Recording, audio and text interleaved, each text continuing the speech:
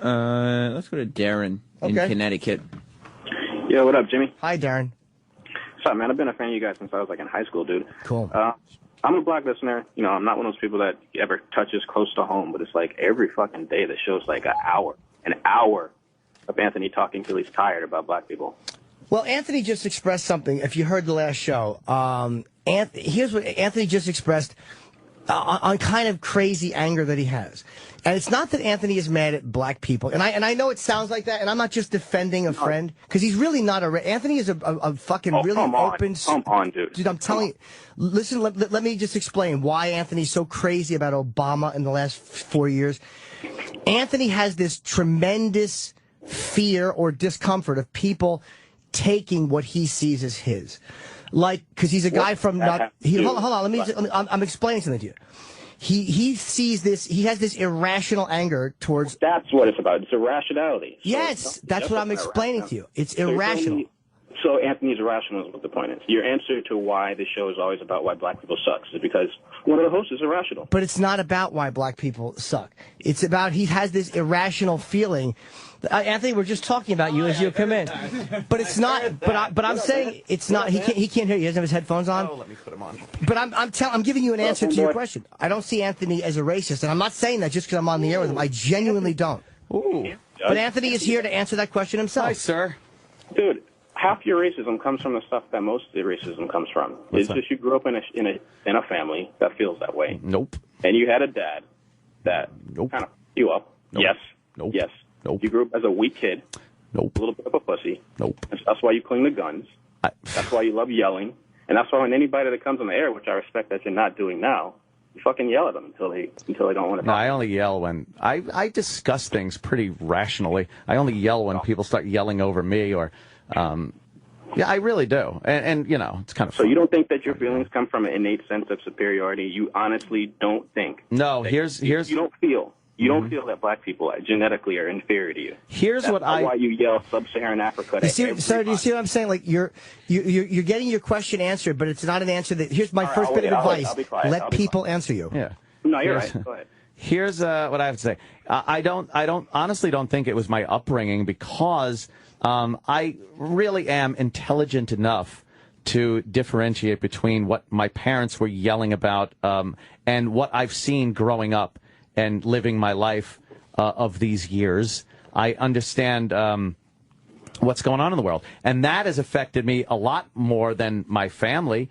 I mean, in my let's say teens and 20s, I really wasn't affected by what I see in the world and in the black community as much as I am now and what I see. And that You're affected by the black community right now? Yes, I am. Locked up in your big house? No, I'm not locked up in my big house. I walk around the city. I fucking I work here in a very ethnically diverse. When's the last time you were affected by a black person in your life? Last time I was affected by a black person? And I don't know. Don't go Obama. That's a cop out. When's the last time you By were the way, but that's not a cop out. A guy who is a Democrat. That's just a president. That's just a person in a political office who would be the same thing if he was any other color. Do you know what I noticed too with when it comes like race? After Imus got fired, the feelings I had as well got stronger, not against black people, but against that whole mentality. But I support that. Dude, hold on, I'm answering you as to why things picked up steam.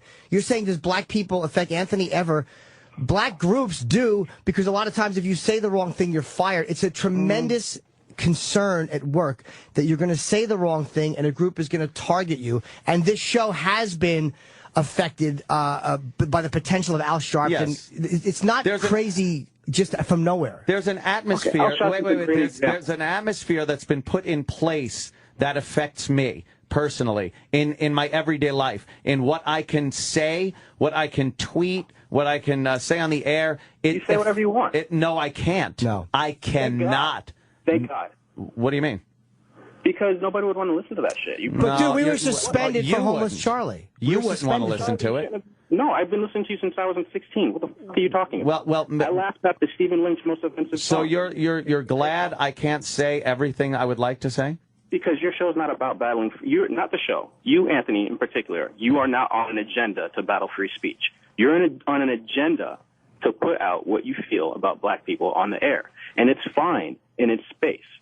every day it's becoming a larger space of the show, and you're alienating. I don't think so. What are you talking? I'm talking to you as a black fan who's listened to you for the past 8 years. You're black? Oh my God, you're very well spoken. I'm also probably smart enough to tell you that I'm not really offended by anything you say, dude. It's a joke, my friend.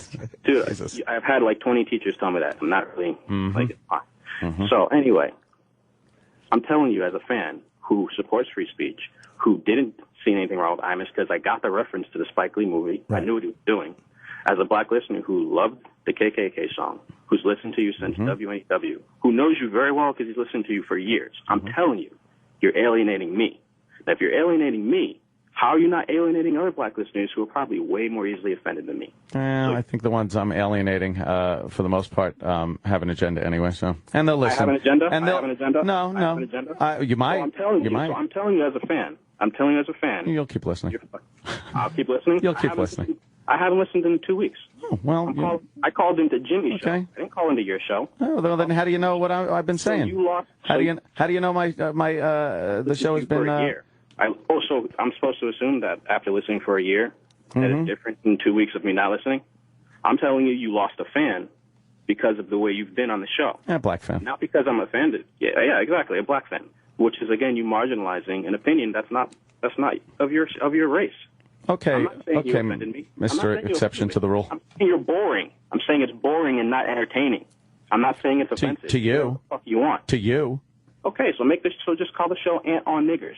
And then make it what it is, and the fans you'll fucking get, guy. You'll keep. That's supposed to be announced. It was supposed to be announced next week. Yeah, that's a podcast. That's on Niggers. Oh boy! Like we were talking before. You didn't listen in 2 weeks. We were talking right before the show, before this show started, about irrational anger. And like I do this too. It's like for me, it hasn't come out as much in race, but it's come out in other things, where this displaced anger. And I'm not saying all of your points are this at all. But you get this fucking irrational, and I get this crazy irrational, and it comes out on everything. And then I find a cause or something that's been, for me, Islam became this enraging subject. And I looked at anything that was kind of Islam as being something that was anti my point, almost to a point of being irrational. And I kind of caught myself with it. Yeah, you can do that self-analysis, but he doesn't. Well, but Anthony's willing. We were talking very nicely on the show a few minutes ago. I'm going to drive home very nicely. Ant was just talking about his own anger being a little irrational. He knows that, I'm not saying Ant's not a horse's ass, but I've seen him around enough black people to know that. Exactly. So, Jimmy, if you know that, why do you let him go for an hour and a half till he's just fucking out of breath? An hour and a half. Because it's not. I do debate, Anthony. We do debate on the air. Yes. We absolutely debate, and I play devil's advocate. But I'm not about to tell Anthony what he can and can't say. And it's not out of fear of Anthony. It's just not my place as a man to tell Anthony as a man what he can say and not say. But at a certain point, if it's irrational, are you actually even delivering a point? But I've told him he's irrational. He's crazy. He's one of my favorite people. He's fucking nuts. But dude, this is the same guy that walks around his house in his underpants with a gun strapped to him. It's like he's a crazy person. And I've come to know that and accept that and love my friend. But he gets the same anger at people, the same crazy anger over guns. So it's like, I know that Anthony handles things that he has conflict with a certain way, and I still love my friend, so I'm not going to ever tell him what he can and can't say. Thank you, Jimmy. Fine, that's fine, but you don't kind of find it disconcerting that there's a segment of the show who really understands what you guys are about, and usually for most of the part is for it. That's kind of just getting tired of the show. Well, I would not want you to get tired of the show, and I'm tired of the show. I wouldn't think me pointing out fucking black crime running rampant is fucking that crazy to do. But don't point out black crime running rampant. Yes, I do.